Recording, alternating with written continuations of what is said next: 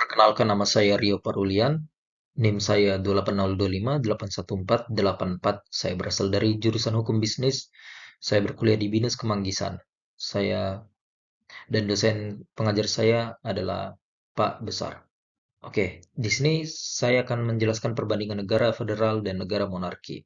Bagaimana sejarah terbentuknya negara. Sejak awal, negara lahir dari komunitas manusia yang hidup berkelompok. Awalnya, orang hanya tinggal dalam suku atau klan, lalu berkembang menjadi kerajaan-kerajaan kuno dengan raja sebagai pemimpin. Kerajaan ini muncul karena masyarakat butuh aturan, perlindungan, dan pemimpin yang mengatur kehidupan bersama.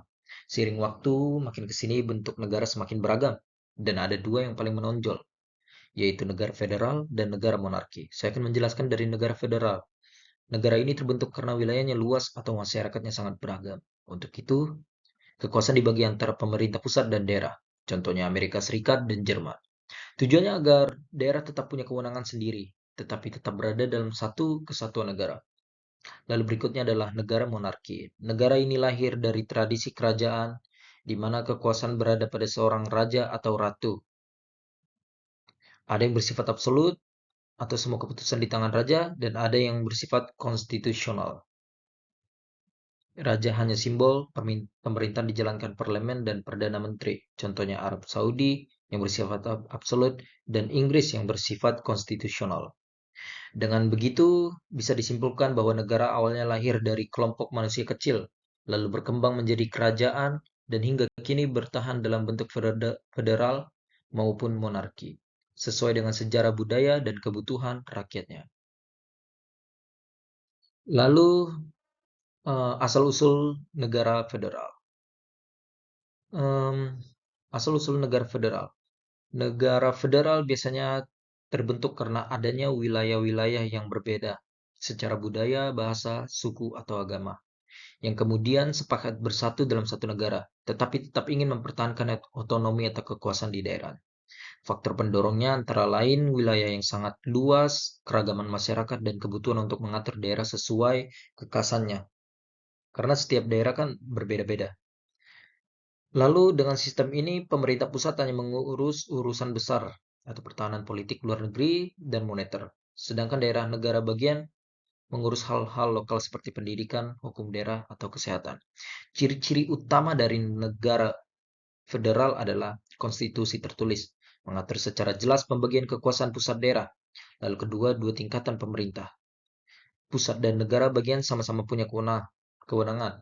Lalu yang ketiga adalah parlemen atau legislatif ganda. Biasanya ada parlemen pusat dan parlemen di daerah. Lalu yang keempat, kedaulatan bersama. Negara dianggap satu kesatuan, tetapi daerah tetap berdaulat dalam bidang tertentu. Contoh negara federal. Amerika Serikat lahir dari 13 koloni Inggris yang bersatu setelah kemerdekaan tahun 1776. Setiap negara bagian atau disebut state punya hukum dan gubernur sendiri. Lalu yang kedua, Jerman. Terbentuknya dari banyak kerajaan kecil berupa Prusia, Bavaria, dan lain-lain, yang akhirnya bersatu menjadi negara federal modern. Lalu yang ketiga ada India, karena luasnya wilayah dan keragaman etnis serta bahasa. India mengadopsi sistem federal agar daerah punya kekuasaan sendiri. Lalu keempat ada Australia, terdiri dari beberapa negara bagian yang bergabung tetapi tetap mempertahankan otonomi di bidang tertentu. Lalu kita lanjut ke asal-usul negara monarki dan pengertian negara monarki. Monarki adalah bentuk negara di mana kepala negara dijabat oleh seseorang raja atau ratu. Kekuasaan tersebut biasanya diperoleh secara turun-temurun melalui garis keluarga kerajaan. Asal-usul monarki lahir dari tradisi dan sejarah panjang di mana masyarakat membutuhkan figur pemimpin yang dianggap memiliki legitimasi suci atau simbol persatuan. Raja sering dianggap sebagai wakil dewa, simbol budaya, atau pemersatu bangsa. Lalu jenis-jenis monarki. Monarki absolut. Raja memiliki kekuasaan penuh tanpa kontrol dari parlemen atau konstitusi. Segala keputusan negara ada di tangan raja.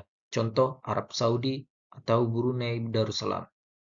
Lalu monarki konstitusional. Raja atau ratu hanya sebagai simbol negara. Kekuasaan pemerintah dijalankan oleh parlemen dan perdana menteri. Raja tidak bisa membuat kebijakan politik secara sepihak. Contohnya ada Inggris, Jepang, dan Belanda. Peran monarki dalam negara modern adalah monarki absolut, lebih menekankan stabilitas tradisi dan kepatuhan pada penguasa. Lalu yang kedua adalah monarki konstitusional, yang menekankan demokrasi karena rakyat melalui parlemen yang membuat kebijakan, sementara raja hanya simbol persatuan dan tradisi. Lalu berikutnya ada perbandingan federal versus monarki. Negara federal dari pengertiannya yang sudah saya jelaskan tadi, bentuk negara yang terbentuk dari kesepakatan beberapa wilayah atau daerah untuk bersatu menjadi satu negara. Pembagian kekuasaan, pemerintah pusat mengurus hal penting seperti pertahanan, moneter, dan hubungan luar negeri, sedangkan pemerintah daerah, negara bagian atau provinsi, mengurus pendidikan, kesehatan, atau hukum lokal. Lalu kelebihannya, mampu menampung keberagaman etnis, bahasa, dan budaya daerah. Daerah punya otonomi lebih besar. Tidak semua ditentukan pusat. Contoh negara, Amerika Serikat, Jerman, India, Australia. Lalu berikutnya negara monarki. Pengertiannya adalah bentuk negara di mana kepala negara adalah seorang raja atau ratu yang biasanya berkuasa turun-temurun. Jenis-jenis dari negara monarki. Monarki absolut dan konstitusional. Monarki absolut. Raja memegang seluruh kekuasaan tanpa dibatasi hukum atau parlemen. Contohnya ada Arab Saudi dan monarki konstitusional. Raja hanya simbol negara. Pemerintah dijalankan oleh parlemen dan perdana menteri. Contohnya ada Inggris dan Jepang. Kelebihan dari negara monarki, menjaga tradisi dan identitas bangsa, stabilitas kepemimpinan karena tidak bergantung pada pemilu. Perbandingan federal versus monarki. Federal menekankan pada pembagian kekuasaan antara pusat dan daerah, cocok untuk negara yang besar dan beragam. Lalu ada monarki, menekankan pada keberadaan raja sebagai kepala negara, baik dengan kekuasaan penuh maupun simbolis. Kesamaan dari keduanya. Keduanya muncul dari sejarah panjang masyarakat dalam mencari bentuk pemerintahan yang sesuai dengan kondisi sosial, budaya, dan politik. Oke, penutup. Setiap bangsa memiliki jalannya sendiri dalam membentuk negara. Federal atau monarki hanya bentuk dari sebuah sistem. Yang paling penting adalah bagaimana negara hadir untuk melayani rakyatnya, menjaga keadilan, dan menciptakan kesejahteraan. Saya bernama Rio Parulian, NIM saya 802581484. Terima kasih telah menonton video ini. Mohon maaf bila ada salah kata di dalam video ini. Terima kasih.